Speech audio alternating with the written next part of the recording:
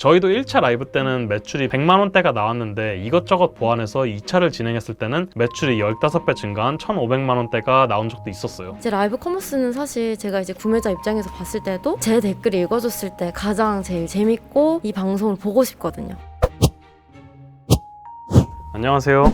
마케팅 스튜디오의 영상 PD 상남입니다. 오늘은 제가 광고주님들과 라이브 커머스 꿈나무 여러분들에게 라이브 커머스를 절대로 함부로 시작하면 안 되는 이유에 대해서 설명해 드리려고 합니다. 사실 라이브 커머스가 많이 뜨고 있지만 생각했던 것보다 효율을 못 본 사람들도 꽤 많을 겁니다.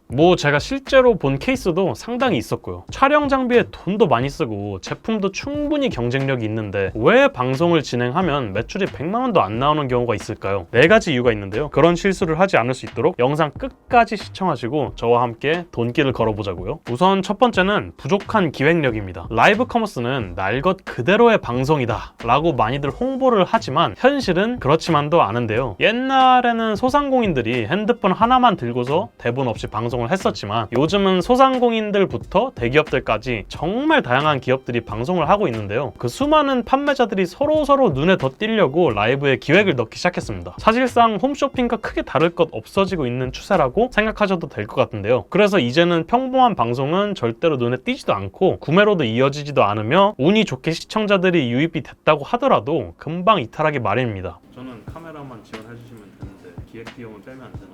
사실 라이브는 기획이 제일 중요해요. 기획 없이 준비하시면 소비자들이 1시간 동안 방송을 보는 데 있어서 지속 가능성이 좀 떨어질 수가 있고요. 그리고 이벤트를 구성하는 게 구매자들이 쇼를 보는 가장 큰 이유가 아닐까. 그래서 라이브 쇼를 운영하는 데 있어서 촬영과 기획과 어떤 것들을 나열했을 때 기획이 가장 우선순위가 되어야 한다고 생각을 합니다. 방송의 컨셉은 뭘로 잡고 쇼호스트의 옷은 어떻게 입힐 것이며 쇼품은 어떻게 준비하고 시연은 어떻게 하면서 상품 구성이나 가격 구성은 어떻게 할 것인지 등 방송의 전체적인 컨셉과 진행 방식을 구체적이고 전략적으로 구성해야지 결국 자연스럽게 시청자들의 구매로 이어지게 됩니다. 두 번째는 사전 마케팅의 부재입니다. 유튜브 동영상은 언제 어떻게 업로드를 하든 3년이 넘어가도 알고리즘을 잘 탄다면 계속해서 노출이 되고 홍보가 될 수 있습니다. 하지만 라이브 커머스는 정말 그 방송하는 딱 1시간, 그 1시간 동안에만 대부분의 매출이 일어나기 때문에 어떻게든 방송을 하는 그 1시간 안에 최대한 많은 사람들이 볼 수 있도록 유도를 해야 합니다. 우리 제품에 관심이 있어도 결국 방송을 하는지도 모르면 구매로 이어지지 않겠죠? 내 스마트 스토어 상세 페이지에, 인스타그램에, 또 광고 대행사를 통해서 검색 광고, 바이럴 마케팅 등을 통해서 온 동네 방네에 몇 월 며칠 몇 시에 우리 여기서 라이브 커머스 방송하고 할인한다 라고 말하고 다니는 거죠. 관심이 있는 사람은 알림 설정을 해뒀다가 방송이 시작되면 구매를 할 확률이 높거든요. 얼마의 광고비를 써서 얼마의 효율이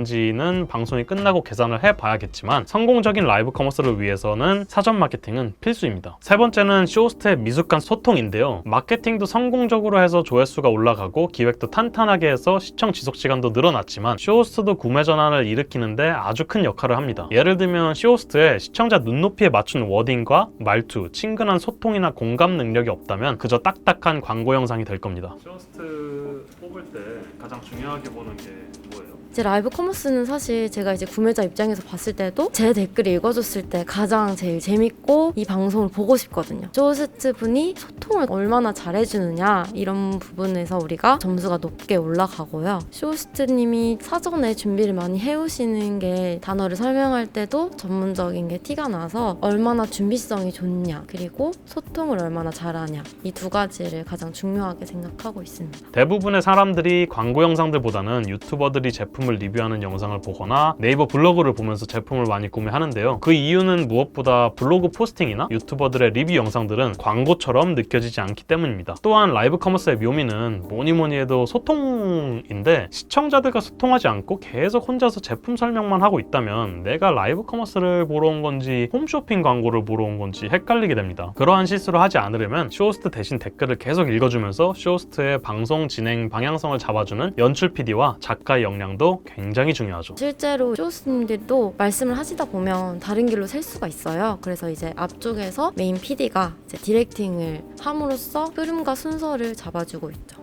마지막 네 번째는 시행착오입니다. 사실 라이브 커머스라는 게 첫 방송부터 대박이 나는 경우도 있지만 그렇지 않은 경우도 많은데요. 사실 마케팅이라는 게 정말 완벽한 정답은 없습니다. 정말 열심히 준비했지만 효율이 안 나오는 경우도 있고 대충 준비했는데도 매출이 잘 일어나는 경우가 있죠. 여러 번의 시행착오를 거쳐야 자신의 제품에 잘 맞는 마케팅, 시험 방식, 쇼호스트, 대본, 생방송 시간대 등을 찾을 수 있습니다. 저희도 1차 라이브 때는 매출이 100만 원대가 나왔는데 이것저것 보완해서 2차를 진행했을 때는 매출이 15배 증가한 1,500만 원대가 나온 적도 있었어요. 이런 점을 감안했을 때 처음에 매출이 안 나왔다고 바로 그만두는 것보다는 여러 번 시행착오를 겪으면서 내가 파는 제품에 가장 잘 맞는 마케팅과 방송 방법을 찾는 것을 추천드립니다.